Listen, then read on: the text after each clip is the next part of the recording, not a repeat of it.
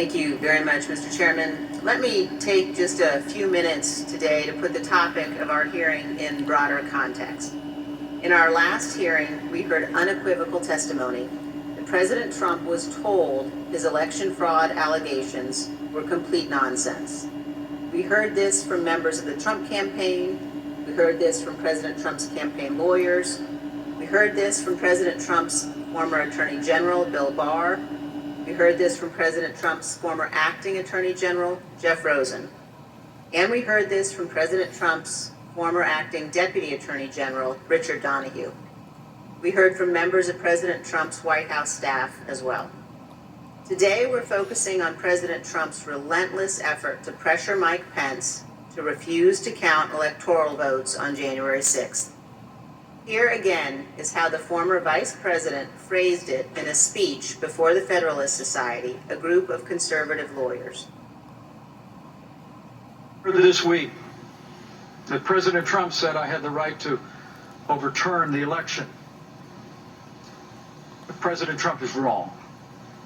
I had no right to overturn the election. The presidency belongs to the American people and the American people alone. And frankly, there is no idea more un-American than the notion that any one person could choose the American president. What the president wanted the vice president to do was not just wrong. It was illegal and unconstitutional. We will hear many details in today's hearing, but please consider these 2 points. First, President Trump was told repeatedly that Mike Pence lacked the constitutional and legal authority to do what President Trump was demanding he do. This is testimony from Mark Short, the Vice President's Chief of Staff, who served in the Trump administration in multiple positions over 4 years. But just to pick up on that, Mr. Short, was it your impression that the Vice President had directly conveyed his position on these issues to the President, not just to the world through a Dear Colleague letter, but directly to President Trump? Many times.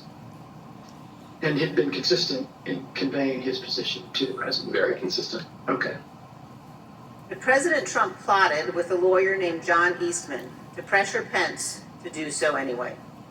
As the federal court has explained, quote, based on the evidence, the court finds that it is more likely than not that President Trump and Dr. Eastman dishonestly conspired to obstruct the joint session of Congress on January 6, 2021. What exactly did President Trump know? When exactly did President Trump know that it would be illegal for Mike Pence to refuse to count electoral votes?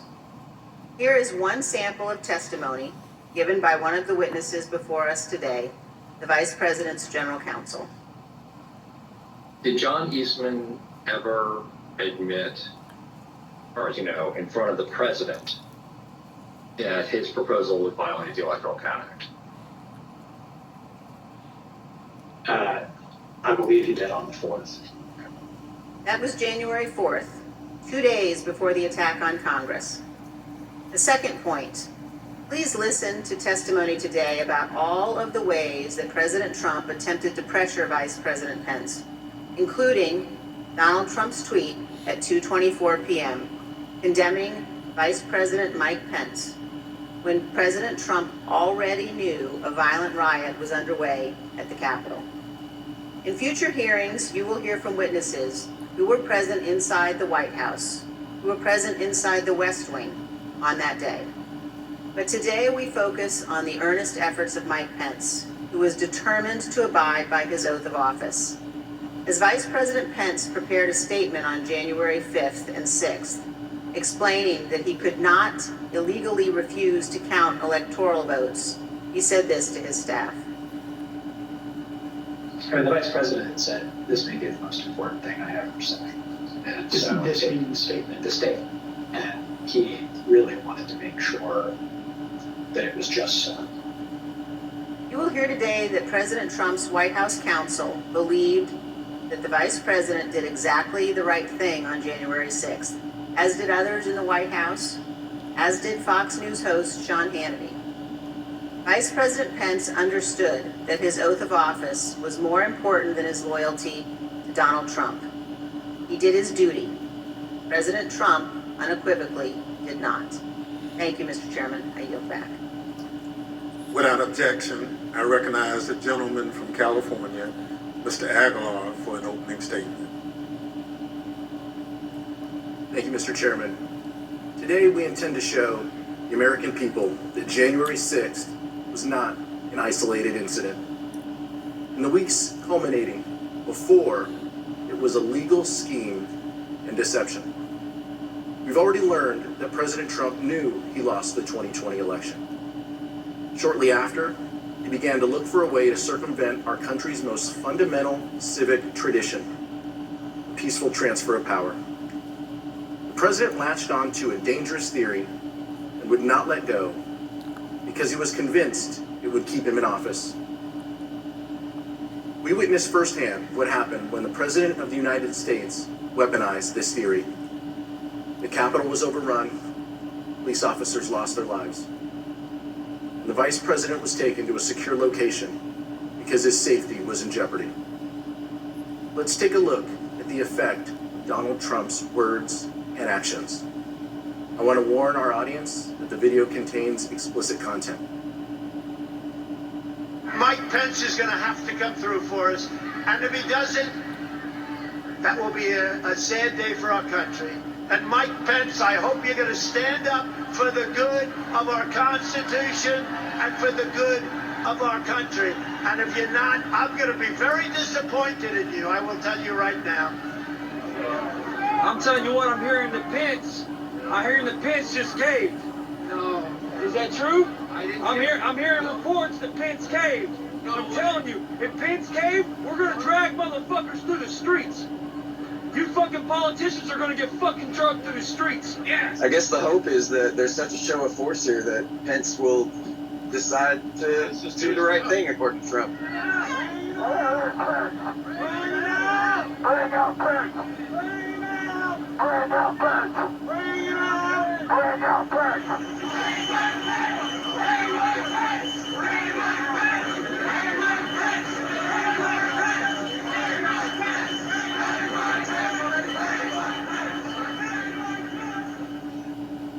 How did we get to this point?